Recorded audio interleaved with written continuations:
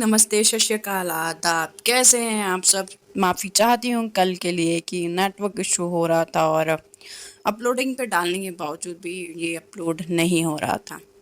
तो इसके लिए मैं माफ़ी चाहूँगी और आप सबको आज मैं सुनाने जा रही हूँ जो स्टोरी मुकद्दर का सिकंदर। और welcome back to story guys, welcome back. तो आप सब ने सुना, जाना, समझा और आपने ये भी देखा कि मुकद्दर के सिकंदर में भाई कुछ तो ज़्यादा हो रहा है, कुछ कम भी हो रहा है। क्या ज़्यादा हो रहा है, क्या कम हो रहा है, तो वो प्रीवियस पार्ट सुन के पता चल जाएगा। हमारी जो शानियाँ हैं अब वो छोड़ने जा रही हैं किसको? ऑब्वियसली हमारी कंगना को। उनको घर छोड़ने के लिए उनके डैड बोलते हैं जो वर्धन जी होते हैं। वर्धन जी का बात कैसे ना करे हमारी शान्या, ये हो ही नहीं सकता है यार। तो कंगना जो होती है वो बैठ जाती है गाड़ी में, उनकी मॉम को भी बैठा लेती हैं और जो शानिया होती हैं वो गाड़ी स्टार्ट करती हैं। जब वो गाड़ी स्टार्ट करती हैं तो अब इसके आगे सुनते हैं। तो स्टार्ट करने के बाद वो कहती हैं कि घर का डायरेक्शन दो। तो वो मैप निकाल के उनके जो गाड़ी में ट्राइपॉड लगा होता है उस पे वो रख देती हैं। ट्राइपॉड रखने के बाद वो जब रखती हैं तो वो मैप को फॉलो करते हुए बहुत फास्ट गाड़ी, मतलब बहुत वो फास्ट। तो उनकी जो माँ होती है ना, शालू जी, वो बोलती हैं कि बेटा इतना फास्ट मत चलाओ, गाड़ी धीरे चलाओ, मुझे डर लग रहा है। तो उनकी बात सुन के वो थोड़ा सा मतलब रिलैक्स हो जाती है, थोड़ा सा गाड़ी स्लो कर लेती है।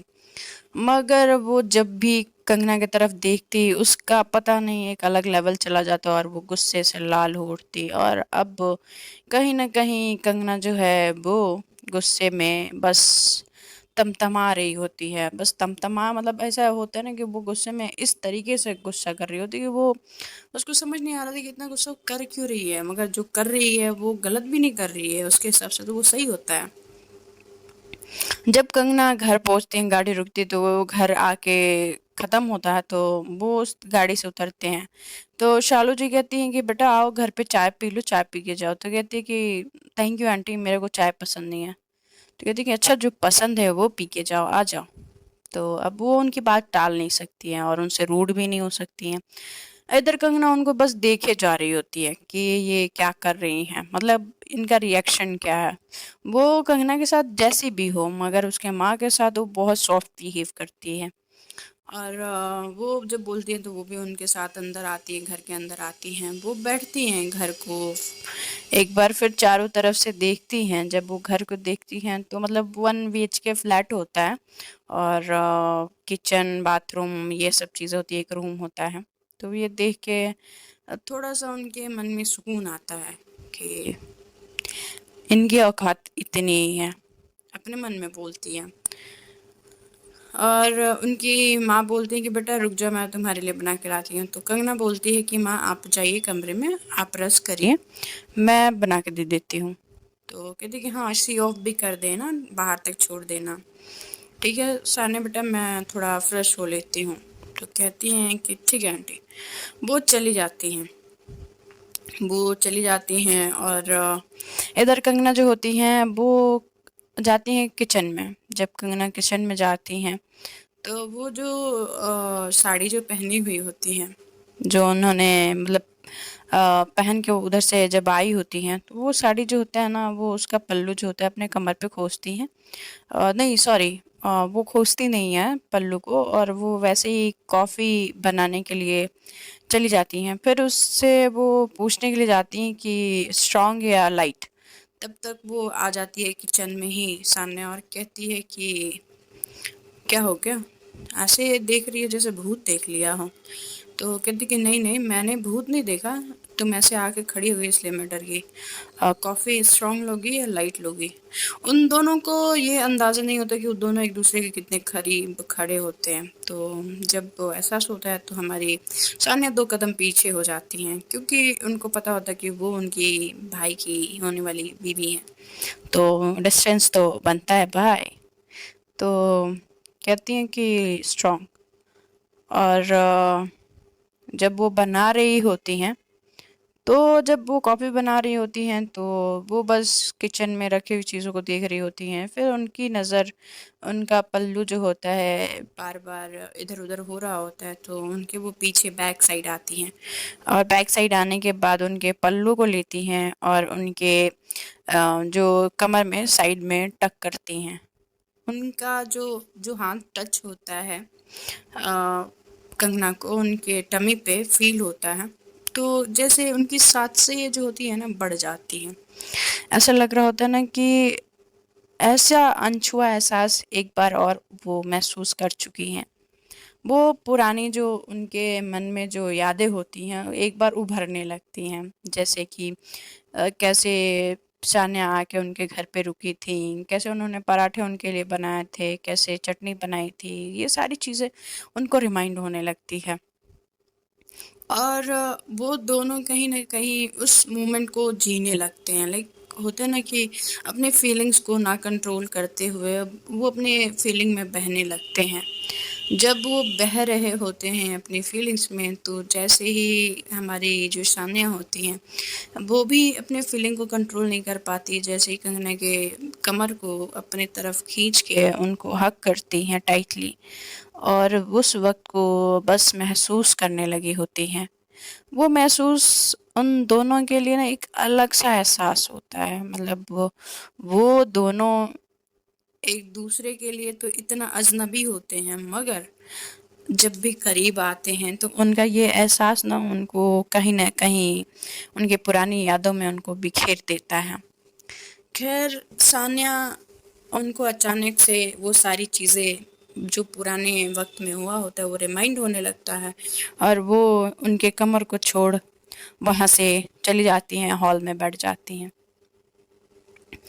तो वो जब वहाँ से चली जाती हैं, जब कंगना देखती हैं कि सान्या उनको ऐसे छोड़ के जा रही हैं, तो सान्या जैसे ही जा मतलब होता है ना कि वो चल के आ रही होती है हॉल के साइड, तो वो उनका हाथ पकड़ लेती हैं। उनका जब वो हाथ पकड़ती हैं, तो जब कहती हैं कि सान्या, तुम हमेशा मुझसे इतनी उखड़ी-उखड़ी क्यों रहती हो? तो कहती कि मैं और तुमसे उखड़ी-उखड़ी क्यों? तुम लगती क्या हो मेरे कि मैं तुमसे उखड़ी-उखड़ी लग रही हूँ? तो कहती कि नहीं तुम्हारे चेहरे से पता चलता है सान्या कि तुम्हारे दिमाग में बहुत कुछ चल रहा है, तुम बहुत कुछ पूछना चाहती हो मगर पूछती नहीं हो। तो कहती कि तुम्हें जब इतना पता है तो तुम मुझे बता क्यों नहीं देती? हाँ? कि तुम मेरे घर में क्या कर रही हो? और तुमने मेरे भाई को क्यों फँसाया अपने पैर के जाल में? तो कहती है कि तुम कैसी बातें करने लगी हो शान्या? तुम पहले जब मिली थी तो तुम्हें मैंने एक अच्छा इंसान समझा था। कहती कि तुमने गलत समझा। मैं बहुत बुरी हूँ, बहुत ज़्यादा। तो कहती कि ये कैसा पागलपन है? मैं तुम्हें समझने की कोशिश कर रही हूँ, तुम मुझे ऐसे तो कहती कि तुम्हारी औकात नहीं है कंगना कि तुम मुझे समझ पाओ। तो कहती कि मेरी औकात की बात मत करना सान्या, मेरी औकात इतनी है ना कि तुम समझ नहीं पाओगी। कहती अच्छा बताओ तुम्हारी औकात कितनी है? ये कि दूसरों को फँसाना, उसको धोखा देना, उसका दिल तोड़ना, उसको तबाह करना, तुम्हारा यही पेशा है ना? अच्छे खासे अमीर परिवार के लड़कों को फँसाना, फिर अपने प्यार के जाल में, फिर उनको डिच कर देना, तुम्हारा यही काम है ना? तो कहते कि तुम क्या बकवास किए जा रही हो शान्या? तुम्हें थोड़ा सा भी अंदाजा है कि तुम मेरे बारे में क्या-क्या बोले जा रही हो? तुम्हें तुम्हें पता है कि तुम क्या अपने मुंह से जो भी आए आ रहा है तुम बोले जा रही हो? हाँ तुमने कब देख लिया किसके साथ मुझे देख लिया हाँ कि तुम मुझ पर इल्जाम पे लगाए जा रही हो मैं तुम्हारी इल्जाम सुने जा रही हूँ मैं सोच रही हूँ कि तुम्हें कुछ गलतफहमी हुई है मगर तुम समझने के लिए तैयार ही नहीं हो कहती कि व्हाट द हेल कंगना कि तुम मुझे समझा रही हो व्हाट यू मीन क्या मैंने अपनी आंखों से जो देखा वो गलत था जो तुमने किया वो गलत था हाँ मैंने जो देख लिया है जो इतने वक्त मैंने जी लिया है मैं उसको गलत मान लूं तुमने मेरे सामने वो सारी चीजें की थी तो कहते कि क्या किया था वही तो पूछ रही हूँ ना तुमसे तो कहते कि मैं नहीं बताना चाहती और ना ही मैं वो दोहराना चाहती हूँ तुम्हारी हरकतें और तुम्हारी फितरत मुझे अच्छे से पता है कंगना ठीक है मेरे सामने बोली बनने की नाटक मत करना समझी तो कहती हैं कि यार तुम इतना हाइपर क्यों हो जाती हो तुम मेरी बात क्यों नहीं सुन रही सुनने के लिए कुछ बचा नहीं है कंगना मैंने तुम्हारी जितनी भी बातें सुनी है ना, सब बकवास। एक बात बताओ, तुम्हारा बाप जिंदा है तो तुम हमेशा मरा हुआ क्यों बोलती हो? हाँ, क्या तुम्हें ये लगता है कि तुम ऐसे भोली भाली, तुम्हारे माँ बाप ऐसे हैं, वो हैं, नहीं हैं, ऐसे शक्ल बना के तुम दूसरों के सामने जाओगी, खुद को प्रेजेंट करोगी, तुमको सिंपैथी मिलेगा, इसलिए करती हो? हाँ। जब वो ये बात सुनती है तो कहती है कि तुम्हें कैसे पता कि मेरे पिता जिंदा है या नहीं जिंदा है? तो कहती है कि क्यों, तुम्हें क्या लगा कि अग्रवाल कंपनी बहुत ज़्यादा छोटी है या मेरी पहुंच बहुत ज़्यादा छोटी है? तुम्हें क्या लगा कि तुमने जो मेरे साथ पहले किया तुम फिर से एक बार कर पाओगी? तो कहती है कि वही तो मैं जानना चाहती हूँ कि मैंने किया क्या है तुम्हारे साथ, तुम ऐसा क्यों बिहेव कर रही हो? शान्या, तुमको मैं कितनी बार बोलूं कि मैंने कुछ नहीं किया है तुम्हारे साथ? तो कहती है अच्छा, कुछ नहीं किया है, अच्छी बात है। तुमने कुछ नहीं किया है तो तुम जाओ अब यहाँ से। तुम्हें जो करना है, जो कहना है, अब कह चुकी हूँ, मैंने सुन लिया है। मेरे को अब तुम्हारी बातें सुनने में ना कंगना कोई इंटरेस्ट नहीं है, समझ रही हो? मतलब होता है ना कि एक इंटरेस्ट, वो भी नहीं है। तो अब तुम ये सब बंद करो, ठीक है? और तुम्हारी फॉर्मेलिटी हो गई हो तो मैं जाऊँ यहाँ से। तुम्हारी माँ जा चुकी हैं, ठीक है? तो इतना फॉर्मल होने की ज़रूरत नहीं है। तो तुम अभी जो तुमने किया वो, तो कहती हैं कि वो जस्ट एक, मतलब वो थोड़ा सा घबराने लगी होती है, और जस्ट हिट अ मोमेंट था। तो कहती है कि अच्छा, just a hit a moment, तुम्हारे लिए वो एक समय था बस जो बीत गया? कहती है हाँ, और फिर वो जो ड्रेसिंग चेंज रूम में हुआ था, जो किस तुमने किया था मुझे, तो कहती कि वो भी एक हिट अ मोमेंट था। तो वो घबराने लगी होती है, जो हमारी सानिया होती हैं, जो अपने मुंह से ऐसी बातें बोल रही होती हैं, उनको ये अंदाज़ा नहीं होता है कि वो सारी चीज़ें जो भी हो रही होती हैं वो समझा नहीं पा रही होती अपनी बातों को। तो जब वो समझा नहीं पा रही होती हैं तो वो वहाँ से निकल जाती हैं, और पीछे से जो हमारी कंगना होती है आवाज़ दिए जा रही थी, सानिया मेरी बात सुनो, तुम ऐसे हर बार तुम पीछा छुड़ा के नहीं जा सकती सानिया। वो उनके पीछे जाती भी हैं मगर सानिया नहीं रुकती हैं, अपने गाड़ी में बैठी हैं, गाड़ी स्टार्ट करती हैं और वहाँ से वो निकल जाती हैं।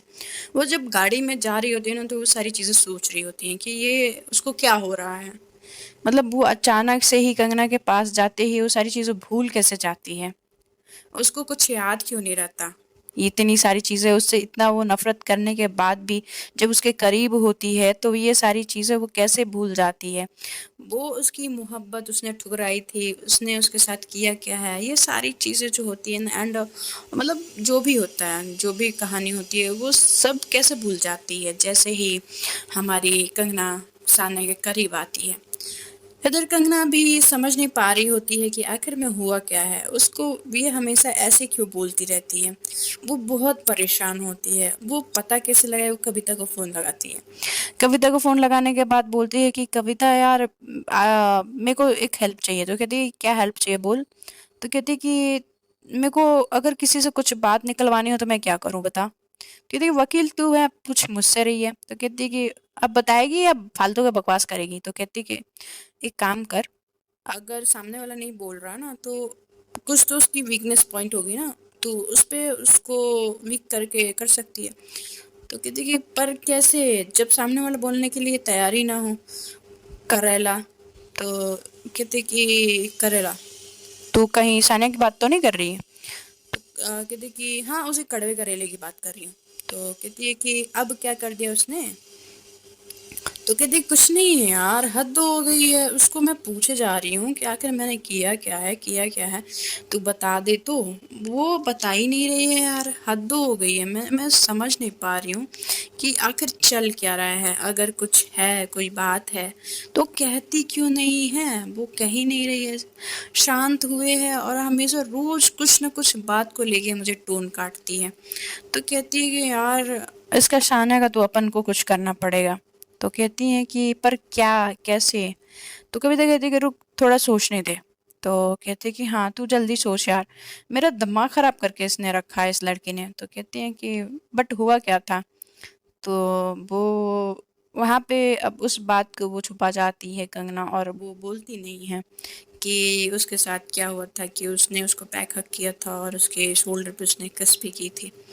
तो अब ये चीज़ वो नहीं बोलती है, वो अपने मन में इस बात को दबा लेती है और दबाने के बाद कहती है कि यार इसको मैं क्या बताऊँ कि क्या हुआ था हमारे बीच। और मुझे इसका समझ नहीं आ रहा है, कहीं कुछ गलत तो नहीं हो रहा ना। कंगना के दिमाग में ये सारी चीज़ें चल रही होती हैं। सान्या जो होती है, इधर गाड़ी चला के वो अपने घर पहुंचती है, तो उसके डैड पूछते हैं वर्धन जी की, बेटा तुमने छोड़ दिया? तो कहते हैं, जी डैड मैंने छोड़ दिया है उनको उनके घर पे। तो ठीक से छोड़ा ना, कुछ दिक्कत तो नहीं हुई? तो कहती हैं कि नहीं कोई दिक्कत नहीं हुई, और ये बोल के वो अपने कमरे में चली जाती हैं। वो जाती हैं, फिर से वो चीज़ें तोड़ने फोड़ने लगती हैं, गुस्सा करने लगती हैं कि ऐसा क्यों हो रहा है मेरे साथ। मैं जब भी उसके करीब जाती हूँ मैं भूल क्यों जाती हूँ, मैं अपनी नफरत कैसे भूल सकती हूँ?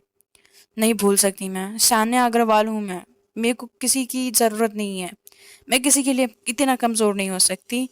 हाँ, वो मेरे भाई की बीबी होने वाली है, और मुझे इतना तक नहीं पता है, वो मुझे पता है कि कुछ ना कुछ गलत कर रही है।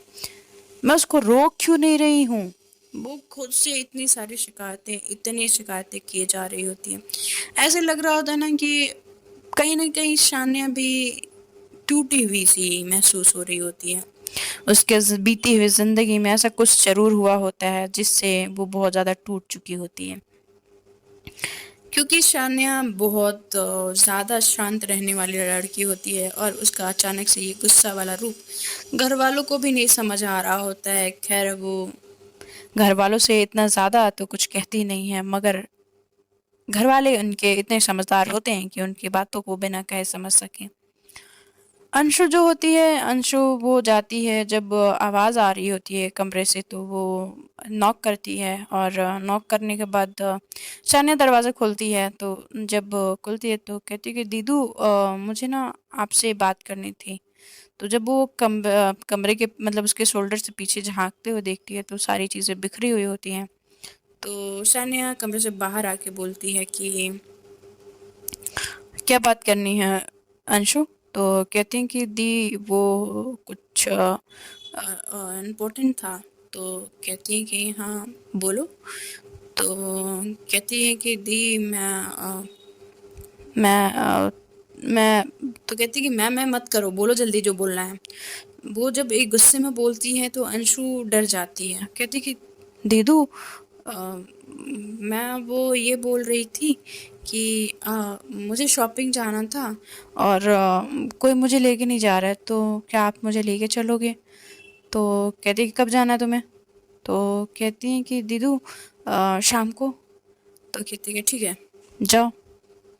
तो वो यहाँ से बोल के चली जाती है। शानिया को जब ये गुस्से में अंशु देखती है तो डर के मारे तो वो कुछ बोलती नहीं है, तो वो जाती है और कहती है कि बड़ी ताई। तो कहती हैं कि क्या हो गया अंशु?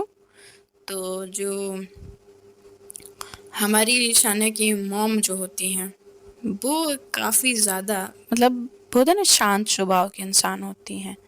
तो जब वो जाती हैं, जो यशी जी होती हैं, तो यशी जी से जब बोलती है कि बड़ी ताई ये दी बहुत गुस्से में, उन्होंने पूरा कमरा बिखेर दिया, सब तोड़ दिया है, और पता नहीं उनको क्या हो गया, प्लीज़ जाके देख लो कहीं कुछ कर ना ले। तो कहती कि अभी? तो कहती कि हाँ अभी वो अपने कमरे से बाहर आई थी, मैं गई थी उनसे मिलने, बट वो मुझसे ठीक से बात नहीं की तो मैं डर के मारे भाग गई। तो कहती कि ठीक है मैं जाती हूँ। तो वो जाती हैं उनके कमरे की तरफ, सीढ़ियाँ चढ़ रही होती हैं, उनको तोड़-फोड़ की आवाज़ आए जा रही होती है, और जब जाके वो दरवाज़े पे नॉक करती हैं, तो नॉक करने के बाद दरवाज़ा खुलता है तो वो अपने माँ को सामने पाती हैं। जब अपनी माँ को सामने पाती हैं तो कहती कि माँ आप? तो कहती कि हाँ बेटा, मैंने सोचा कि मैं तुमसे आके थोड़ा बात कर लूँ। तो कहती कि जी माँ, बोलिए। तो कहती कि माँ को अंदर नहीं आने दोगी क्या कमरे में? तो कहती कि नहीं नहीं माँ। जब वो दरवाजे को उसको साइड करके अंदर आती हैं तो देखते हैं कि कमरे का बहुत बुरा हाल होता है, सब कुछ तोड़ फोड़ चुकी होती हैं। इतना ज़्यादा उसमें तोड़ी होती हैं, सारे वास और जो भी सामने रखी हुई चीज़ें होती हैं सबको तोड़ दी होती हैं। अचानक से ये रूप उभर के आया होता है जो कुछ साल पहले वो थी, फिर से अचानक से उनको ऐसे देख के हमारी जो मॉम होती हैं, मतलब जो यशी जी होती हैं, कहती हैं कि शान्या हुआ क्या है तुम्हें बेटा, तुम ठीक तो हो ना, तुम्हें कुछ गलत लग रहा है, कुछ कुछ हुआ है, तुम बता सकती हो। उनका हाथ पकड़ के वो सोफे पे बैठाती हैं और खुद भी हाथ को उनके हाथों में रखती हैं और कहती हैं कि बेटा मैं तुम्हारी माँ हूँ शान्या, तुम अगर चाहती हो कि तुम्हारी कोई कुछ मदद कर सके तो तुम जब तक बोलोगी नहीं तब तक पता नहीं चलेगा बेटा। तो कहती हैं कि माँ मुझे नहीं समझ आ रहा है मैं क्या बोलूँ, मुझे जब पता ही नहीं है कि मुझे क्या बोलना है। तो कहती है कि मुझे अच्छे से पता है शान्या कि तुम्हें सब पता है।